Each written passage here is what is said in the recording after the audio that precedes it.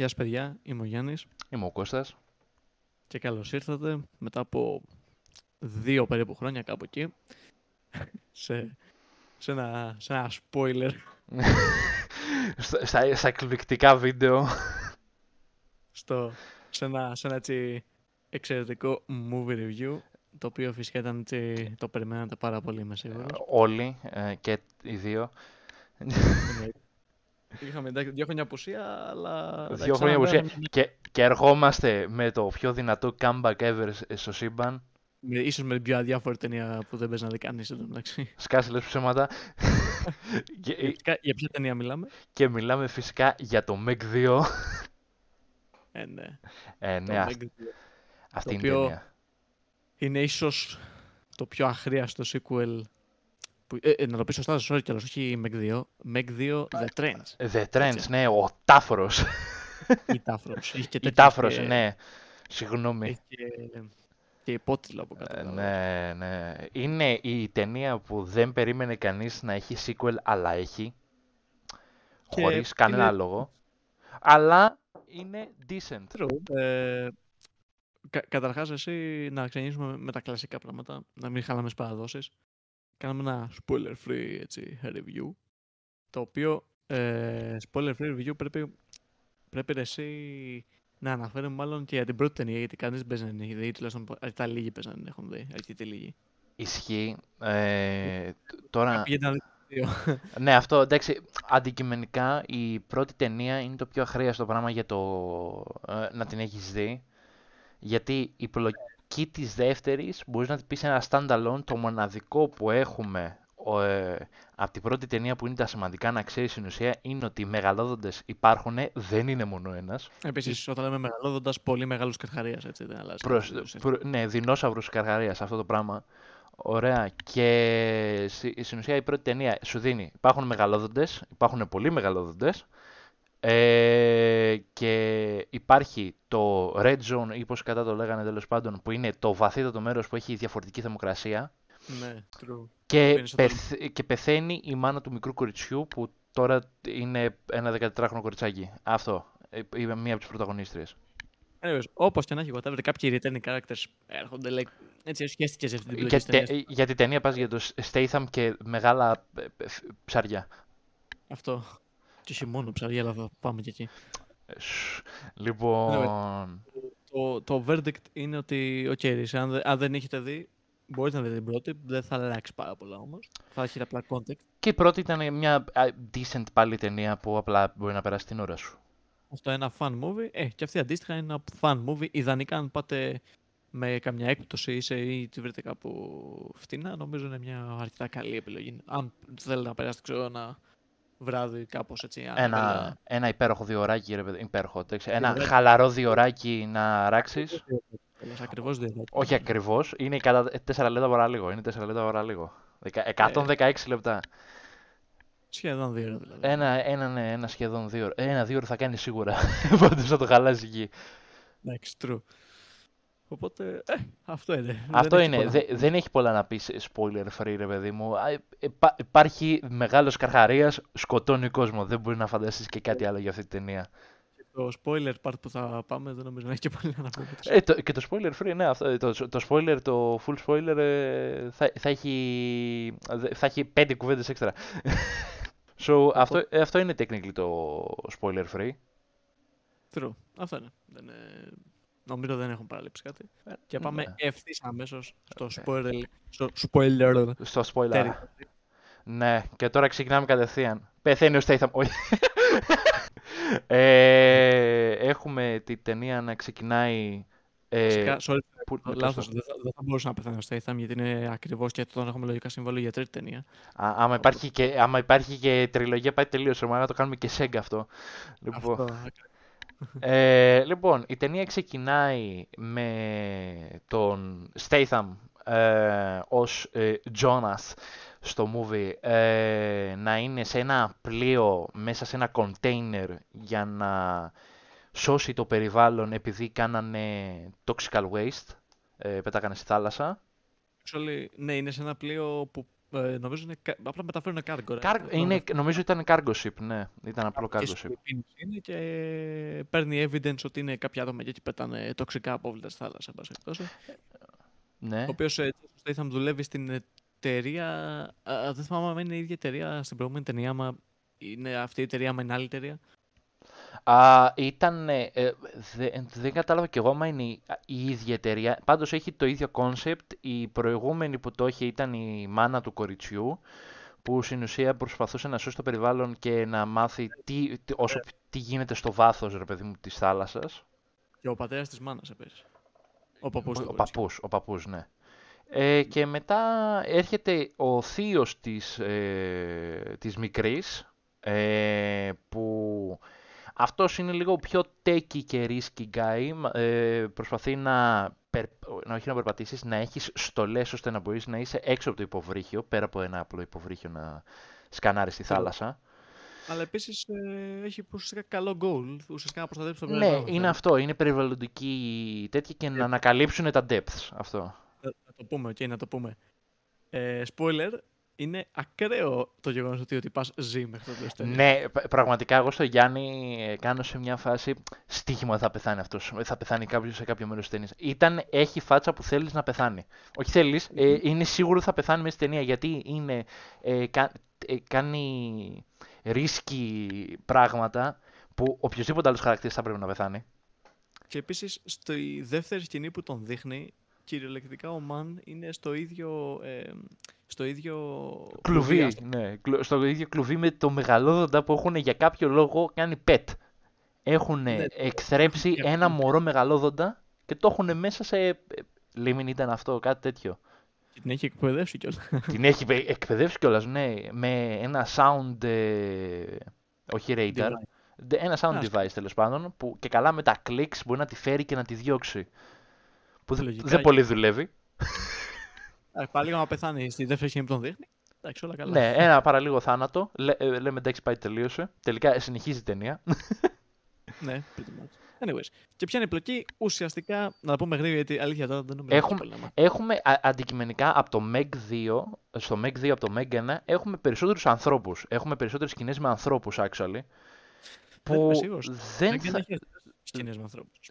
Δεν με στεναχώρησε το πόσο άνθρωπο έχει, γιατί η ταινία στο δείχνει πάρα πολύ ωραία. Αρχικά το CGI για μένα είναι λίγο καλύτερο από την προηγούμενη, και η προηγούμενη είχε ένα decent CG για την ταινία.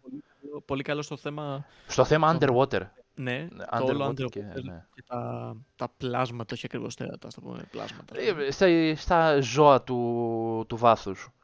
Ναι, είχε πολύ καλό CGI, είχε λίγο θεματάκια στα green screens. Αυτή η ταινία θα έλεγα ότι είναι αρκετά flawless. Ναι, αυτή η ταινία είχε, δηλαδή εγώ που έτσι ένιωσα το green screen, ρε παιδί μου, ήταν δύο σκηνές, ξέρω εγώ, εκεί στο ελικόπτερο και άλλη μία, ξέρω εγώ.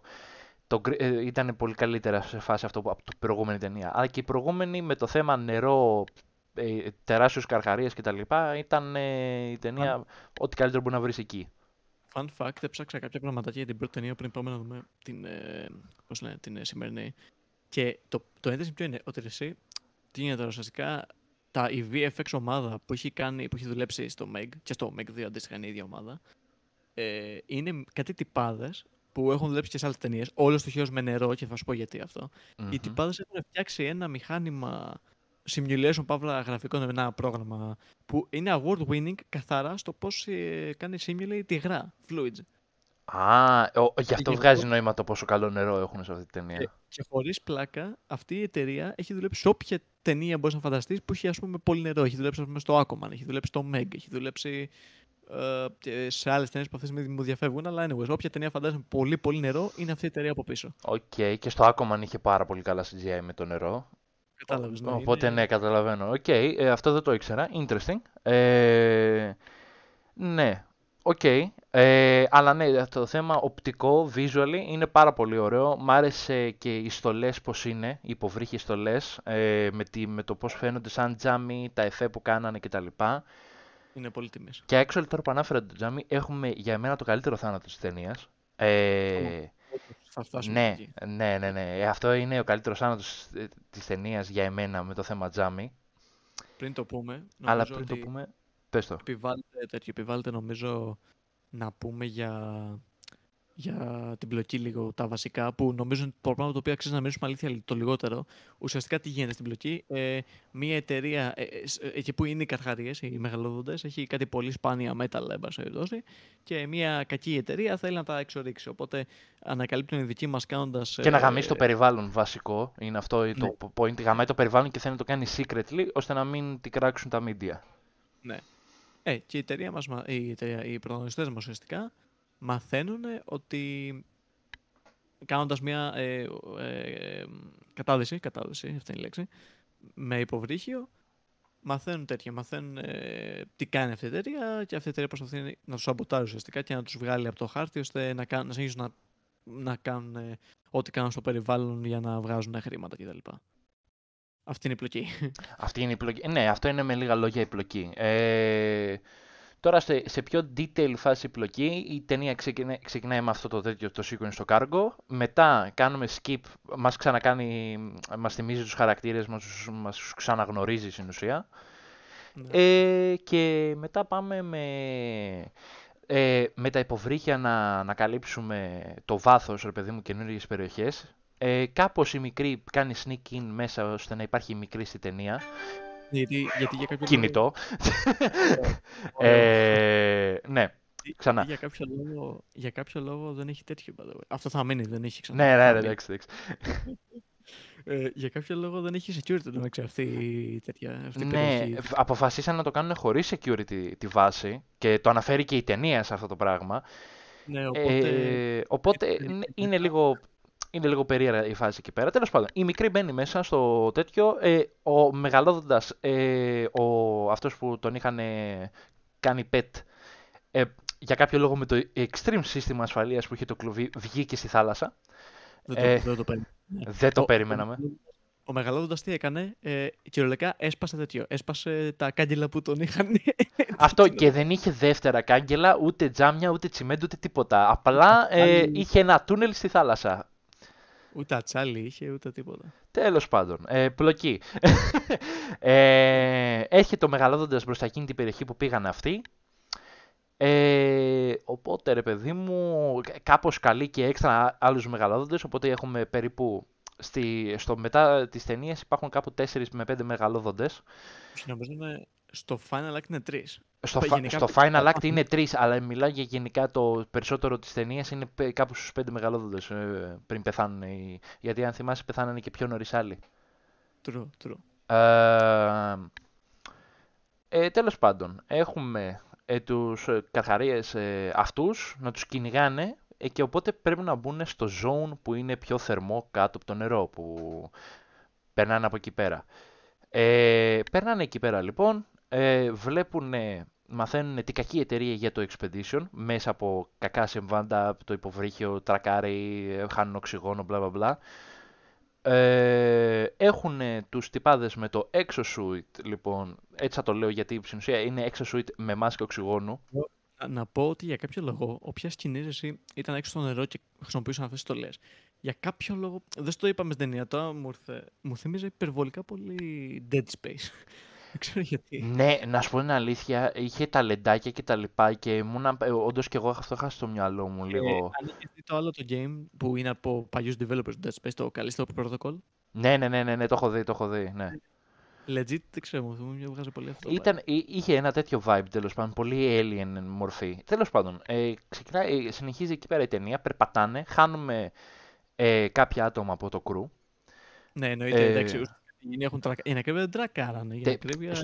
Ο άλλος έκανε detonate εκρηκτικά από την άλλη εταιρεία και τους πήρε όλους μαζί αμπάριζα, τον ίδιο και την άλλη ομάδα. Ναι. Και άρχισαν να πέφτουν κάποια ορυχεία που ήταν πάρα πολύ χαμηλά.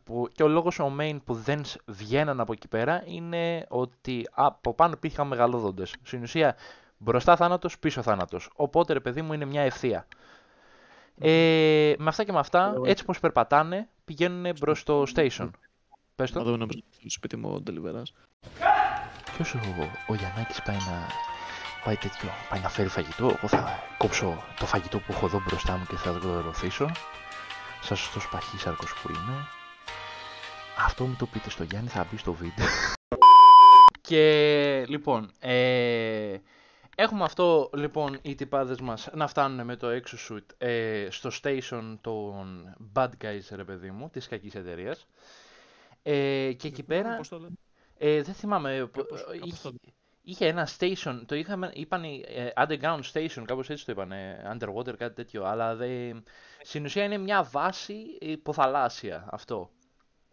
Το οποίο βέβαια να πούμε ότι είναι από την απόσταση που ξεκινάνε για να πάνε εκεί είναι 3 χιλιόμετρα. Ναι, 3 χιλιόμετρα με τα πόδια σε 7.500 πόδια κάτω από το νερό. Εύκολο. Υπέροχο, ναι. Σε αυτό το δρόμο πεθαίνουν τέτοια, πεθαίνουν Ε, όλοι οι αδιάφοροι. Ναι, πεθαίνουν 3 χαρακτήρες στον δρόμο και πεθαίνει ένας έξτρα χαρακτήρας μέσα στο τέτοιο, γιατί είχε σπάσει μάσκα και πριν γίνει αποσυμπίωση έσκασε η μάσκα, οπότε έσπασε στην ουσία, συσσωρεύτηκε όλη η μάσκα και το πρόσωπο της γυναίκας που ήταν μέσα στο exosuit.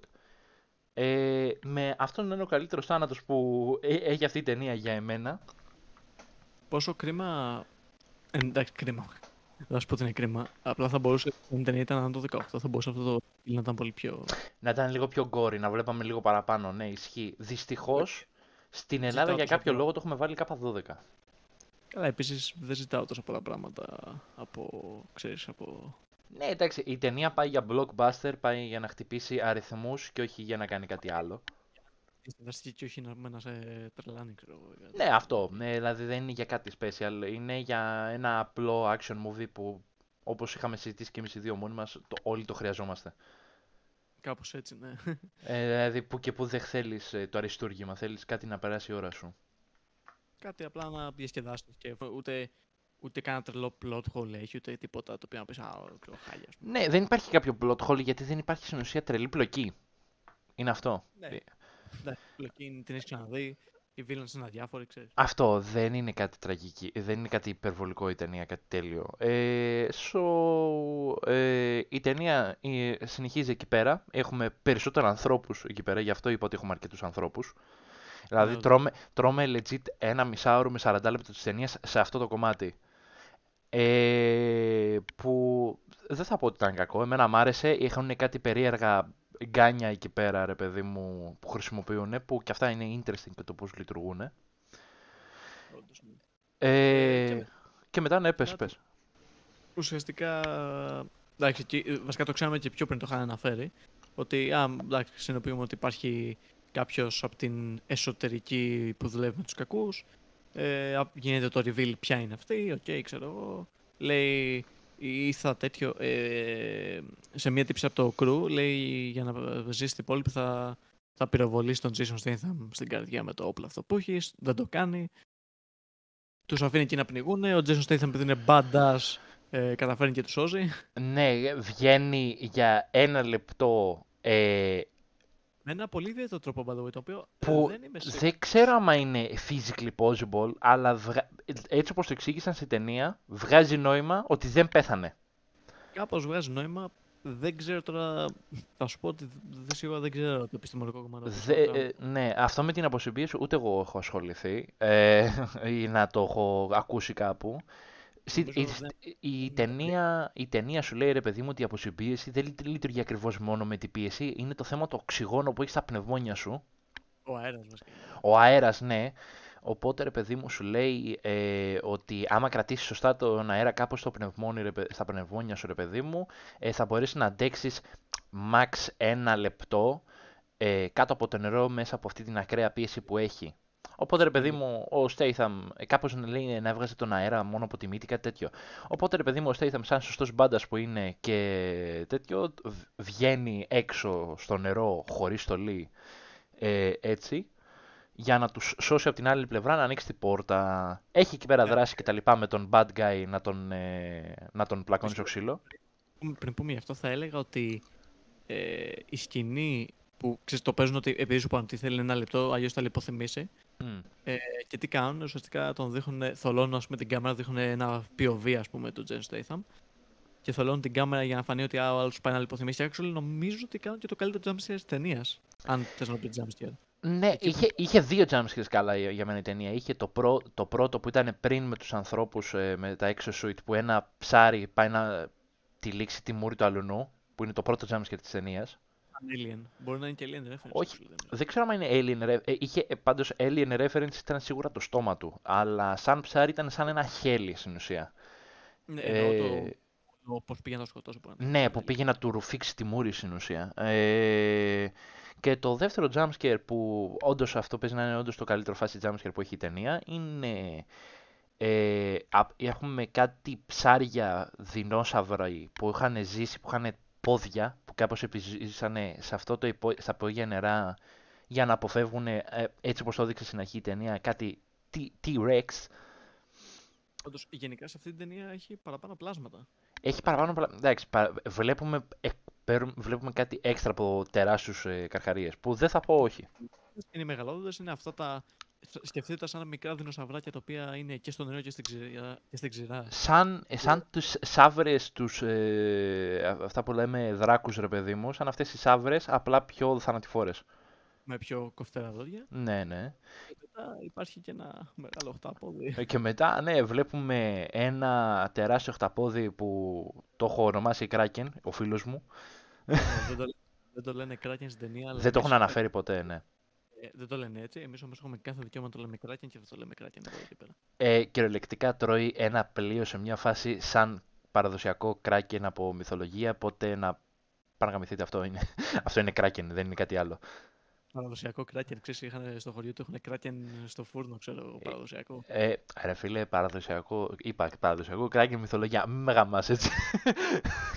Το σέβομαι. Τι? Λογική, θυμάμαι. Σκανδιναβική είναι, όχι. Νομίζω τεράστια χταπόδια φάση Kraken έχουν λίγο όλες οι μυθολογίες, αλλά νομίζω έγινε γνωστό από σκανδιναβική, αν δεν κάνω λάθος. Δεν είναι αυτό το point του βίντεο, αλλά ναι. Ναι, αυτό. Τέλος πάντων. Μεγαλόδοντες. Φεύγουν τέλος πάντων από εκεί πέρα με ένα υποβρύχιο. Meantime, η κακιά εταιρεία που θέλει να καταστρέψει το περιβάλλον έχει πάρει takeover τις βάσεις. Τις βάσεις που είναι στο water τέτοιο, πάνω-πάνω.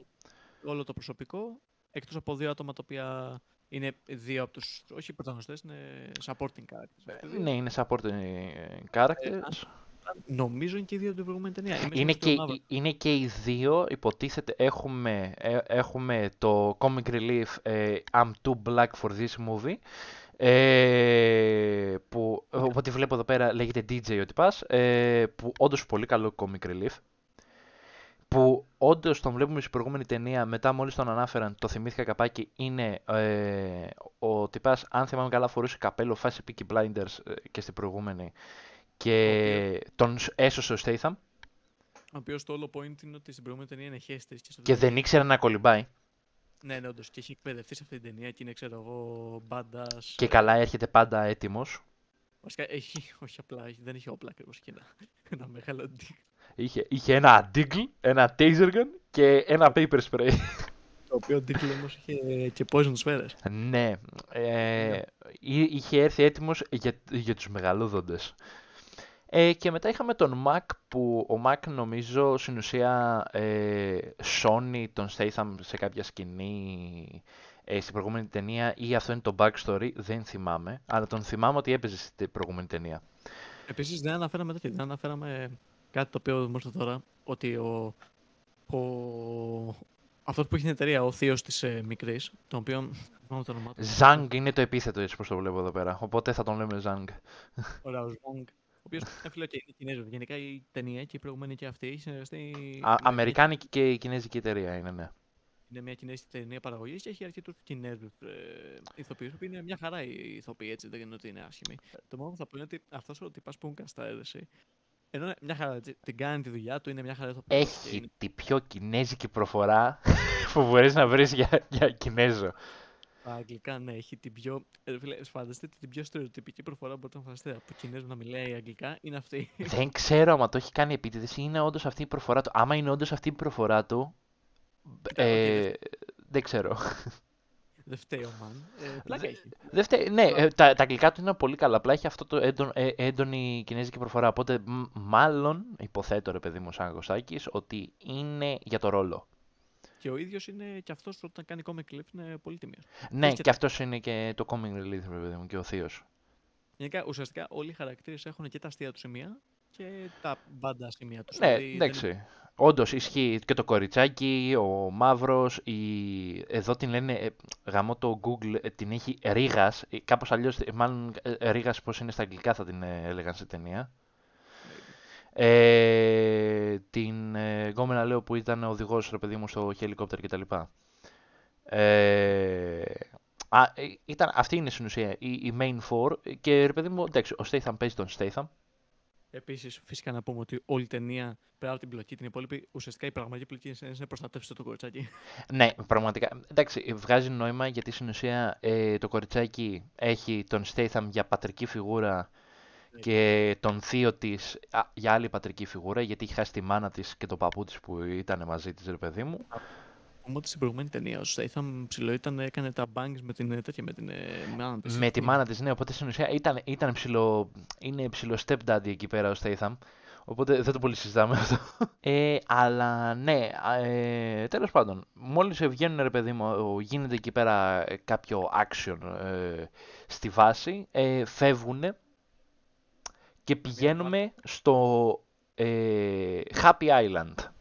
Μια βάρκα στην οποία να πούμε ότι κάνουν κουπί στην αρχή, έτσι. Ναι, κάνουν κουπί για να μην τους ακούσουν οι μεγαλόδοντες.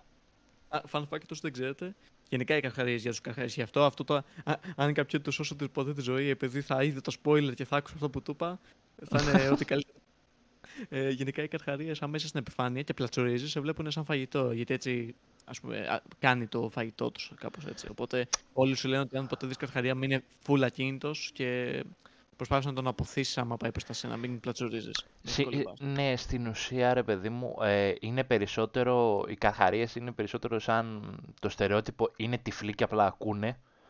Ναι. Είναι, στην ουσία, νομίζω δεν ακούν ακριβώς, νομίζω νιώθουν τα vibrations. Πολύ καλή όραση, έτσι. Ναι, εντάξει, υποτίθεται ότι είναι ένα ζώο, ένα ψάρι τέλος πάντων, που ζει στα βυθά, στα βαθιά. Ναι, και τέλος πάντων, πέρα από τα καρχαριανιά facts που έχουμε. Εδώ είμαστε οι facts έτσι ως καρχαρίες. Ισχύει.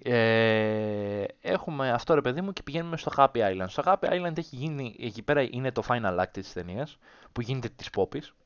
Όντως. Έχουμε από τη μία μεριά ο Statham να κάνει 1v3 μεγαλόδοντες. Έχουμε στρατό. Μισό, δεν κάνει απλά 1v3 μεγαλόδοντες. Φτιάχνει κάτι DIY καμάκια. Κάνει DIY καμάκια με εκρηκτικά. Είναι παραλίγο παράνομος. Όπου παίρνει το καμάκι το κανονικό και δένει πάνω εκρηκτικό για να το ρίξει μεγαλόδοντες. Ναι, και βλέπουμε σε μια φάση καλύτερο death μεγαλόδοντα, μισό κρανίο να λείπει από αυτή την έκρηξη. Τα οποία νομίζω σκοτώνει μόνο ένα, αν δεν κάνω λάθος. Σκοτώνει 2, αλλά με το καμάκι σκοτώνει 1. Με το σκαμάκι, ξέρω. Με το σκαμάκι. Με το καμάκι σκοτώνει μόνο 1, ναι. Τον άλλον απλά τον αποθεί, κάτι τέτοιο, από αυτό κατάλαβα. Αυτό που μίσαρε είναι αυτό που είχαν υιοθετήσει οι άλλοι. Όντως. Και το άλλο το πυροβόλησε από το χέρι. Ο τυπάς, δεν είπαμε τέτοιο, ότι όταν ήταν στη βάση, ένας από τους τυπάδες, ο οποίος γίνεται σαν antagonist περίπου στην ταινία, είναι ένας από τους τυπάδες της κακιάς εταιρείας που είναι οι villains μας. Λες τον ισπανόφωνο, εδώ πέρα τον γράφει Μόντες. Ναι, τον Μόντες. Ο οποίος Μόντες όποτε βρίσκει τον Jason Statham, που την πρώτη φορά το βρίσκει στην underwater βάση και δεύτερη φορά το βρίσκει στο νησί. Όποτε τον βρίσκει, τρώει βρωμόξυλο από τον Jason Statham. Τρώει βρωμόξυλο από τον Statham και απλά έχει μια καψούρα αρνητική προς τον Statham. Ναι, γιατί τον είχε βάλει φυλακή, αν θυμάσαι. Ναι, τον είχε βάλει στην προηγούμενη ταινία, υποτίθεται φυλακή. Αδιάφορος χαρακτήρας, κανείς δεν τον θυμότανε, ούτε ο Statham. Για κάποιο λόγο επίσης δείχνει ότι είναι σε σχέση με την Jess, με την τύπισσα τη Ξανθιά. Η Jess, by the way, είναι η undercover agent που ήταν με την κακιά εταιρεία. Ναι. Και για κάποιο λόγο το δείχνουν με το που γυρνάει στη βάση να τη φυλάει και αυτό. Φασώνονται και μετά η Jess την τρώει ο μεγαλόδοντας. Αυτό είναι.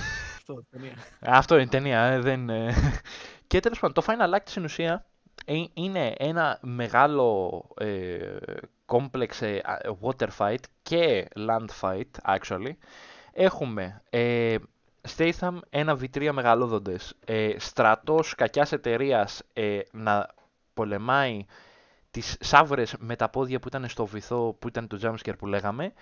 Έχουμε ταυτόχρονα το στρατό να πολεμάει τους πρωταγωνιστές μας, οι πρωταγωνιστές μας να πολεμάνε όλα τα υπόλοιπα, το κοριτσάκι να κάνει stupid things, οπότε Statham πρέπει να το σώσει. Και σε μια φάση πέρα από όλο αυτό, ρε παιδί μου, βγαίνει όχι ο μεγαλοδόντος, το Kraken, βγαίνει στα ριχά και αρχίζει και πιάνει με τα πλοκάμια του ανθρώπους. Και ρουφάει κόσμο, ναι. Και αυτό το σκοτώνει ο Zhang με μια DIY bomb που έφτιαξε από μια αποθήκη που πήρε. Αλλά πριν το αποθεί, ναι, σωστά, δεν το σκότωσε. Απλά του γάμισε λίγο το HP bar. Μετά από αυτό όμως, μετά από αυτή την έκρηξη, έτσι πως πάει να τον φάει πάλι το Kraken, τον Zhang, ρε παιδί μου, επειδή του έκανε ένα boom μες στη μούρη, τον σώνει ο μεγαλόδοντας και τον παίζει 1v1. Είδαμε Kraken εναντίον μεγαλόδοντα, που εγώ δεν θα πω όχι. Παραλίγο να χάσει βέβαια Παραλίγο να χάσει ο μεγαλόδοντας, σε μια φάση λιποθύμησε, γύρισαν τα μάτια και μετά ξαναγύρισε και άρχισαν να το δαγκώνει. Η ταινία λέγεται Meg 2. Ναι, γιατί η ταινία λέγεται Meg. Έχουμε τους πρωταγωνιστές μας που λέγονται καρχαρίες. Οπότε έχουμε αυτό το fight που ήταν actually decent underwater fight για δύο τεράστια πλάσματα. Εγώ ένιωθα λες και βλέπα Godzilla vs King Kong πάλι. Ναι, απλά ήταν underwater με πολύ μικρότερη μάχη, αλλά προφανώς εντάξει ήταν. Ναι, πολύ μικρή, αλλά ήταν ένα καλό σημείο της ταινίας. Και μετά πεθαίνει ο πρώτος με την έκρηξη, ο πρώτος μεγαλόδοντας με την έκρηξη. Πεθαίνει ο δεύτερος μεγαλόδοντας με ελικόπτερο, με λεπίδα ελικοπτέρου. Ο Jason Statham ουσιαστικά το κάνει bait. Το κάνει έτσι bait, μπορούσε να σηκώσει τη λεπίδα ελικοπτέρου και μετά τον καρφώνει στη μούρη. Όντως. Που ήταν actually πολύ ωραίο πλάνο, είχε ωραία πλάνα εκεί πέρα με αυτό το τέτοιο. Θα λέγα ότι εντάξει, ο Jason Statham ξέρει ότι δεν θα πεθάνει έτσι. Ο Jason Statham παίζει τον Jason Statham, δεν υπάρχει περίπτωση να χάσει, είναι αυτό. Δεν θα πεθάνει. Παρ' όλα αυτά, σε αρκετές σκηνές δεν αγχώθηκες για το αν θα πεθάνει, αλλά είχε γενικά. Αλλά σου φαινόταν ότι θα πάει να πεθάνει, ρε παιδί μου. Ήξερες ότι δεν θα πεθάνει γιατί είναι ο Statham, αλλά ρε παιδί μου, ταυτόχρονα ένιωθες ότι θα πάει να πεθάνει. Ενδιαφερόσουν για το χαρακτήρα βασικό. Και μετά ο τρίτος μεγαλόδοντας δεν πεθαίνει, δεν τον σκοτώνουνε, δεν κάνουν κάτι γι' αυτό. Είναι το pet που τώρα η ταινία σε αφήνει λίγο στο conflict. Επίσης, πεθαίνει ο τέτοιος, πεθαίνει τον Ισπανό, ξέρεις. Ο Μόντες, ναι. Πεθαίνει αυτός από μεγαλόδοντα, ναι. με debate που τον έκανε ο Statham. Πεθαίνει και η τέτοια, πεθαίνει και η... Και η Bad, ναι, και η Bad Woman. Έπαιζε μια η οποία είναι η boss της υπόθεσης, ας πούμε. Ναι, πεθαίνει και αυτή από τα σαβράκια. Ναι, από τις σαύρες. Και μετά στο τέλος της ταινίας, στην ουσία, έχουμε το μεγαλόδοντα που είχαν κάνει pet να έρχεται κατά πάνω τους. Και ο Zhang προσπαθεί να κάνει, να τον ακούσει, ρε παιδί μου, το τέτοιο, με το sound wave μηχάνημα που είχε, το sound device, ναι. Και τώρα η ταινία σε αφήνει, μάλλον να το σκεφτείς λίγο παραπάνω εσύ, ο μεγαλόδοντας ή τον ακούει ή πήγε για τα δελφίνια. Και αυτό είναι το meme της ταινίας στο τέλος, που ο Statham κορυδεύει και καλά το Zhang ότι δεν τον άκουσε, απλά πήγε για τα δελφίνια. Ναι. Και ουσιαστικά μετά η ταινία τελειώνει. Και μετά εκεί πέρα η ταινία τελειώνει. Ναι, η ταινία μπορεί να ήταν 2 ώρες, αλλά είναι 2 ώρες enjoyable, με όχι τρελή πλοκή, ένα πολύ καλό pace για action. Έχεις... Πιο απλή στη ζωή σου. Ναι, είναι πιο απλή ταινία και την ευχαριστιέσαι. Είναι αυτό. Πας και βλέπεις αυτό που ξέρεις. Θα δεις ταινία με δράση, Statham και καρχαρίες. Ναι, αρκετά διασκεδαστική ταινία. Το ωραίο είναι ότι, δεν είναι μια ταινία. Δεν θα σου αλλάξει τη ζωή αν τη δεις. Είναι όμως πολύ ωραίο. Ναι. Το ότι, αν δεν έχει κάτι καλύτερο να κάνει μια Τετάρτη, λέω Τετάρτη, επειδή στα Village που να το δούμε εμεί, τότε έχει προσφορά. Τώρα δεν ξέρω. Not sponsor. Όντως. Anyways, άμα θες να περάσεις μια καθημερινή, θα πω γενικά, ένα ωραίο βράδυ απόγευμα προς βράδυ, ξέρω εγώ, και δεν έχεις κάτι καλύτερο να κάνεις. Ένα διωράκι, ρε παιδί μου, με παρέα, σύντροφο, οτιδήποτε, ρε παιδί μου, να το χαλάσεις. Μία να πας με την κοπέλα σου. Άνετα, μαλάκα. Να πας, ρε παιδί μου, να περάσεις ένα ωραίο διωράκι με ένα decent action. Τι θα πάμε να δούμε, αγάπη μου, το Meg. Ναι, και αυτή είναι στην ουσία. Τελειώνει έτσι η ταινία. Με τον τελευταίο μεγάλο δοντακά που να έχει φύγει. Να μην ξέρουμε πού. Γι' αυτό μάλλον ετοιμάζουν sequel. Φαντάζομαι, ξέρω εγώ. Probably. Τώρα η ταινία actually βγήκε μετά νομίζω η πρώτη ταινία ήταν το 20. Σχελάσω. Δεν θυμάμαι. Η πρώτη ταινία ήταν πριν αρκετά χρόνια. Fact check. Ναι, παίξω μια fact check. The Meg, λοιπόν. 2018, φίλε. 5 χρόνια μετά βγήκε. Wow, 5 χρόνια μετά λοιπόν είχαμε sequel. Σας ξαναβλέπουμε σε άλλα 5 χρόνια λοιπόν, που θα είναι και το επόμενο βίντεο γενικά. Αλλά ναι, αυτό είναι το Meg. Και αυτό είναι το outro. Και αυτό είναι το outro, κάτι τέτοιο. Το Meg ήταν μια enjoyable ταινία που δεν χρειάζεται δεν θα νιώθεις ότι αχ, πρέπει να δω αυτή τη ταινία, ρε παιδί μου. Ή ούτε όταν τη βλέπεις θέλεις να πεθάνεις από τη βαρεμάρα. Είναι ακριβώς αυτό. Ναι. Είναι αυτό. Είναι old school action movie, ρε παιδί μου. Τη βλέπεις για το action του και το λίγο humor του ανάμεσα. Και αν θέλεις και τις 2-3 καλές σκηνές που κάνει ατμόσφαιρα ψηλό thriller.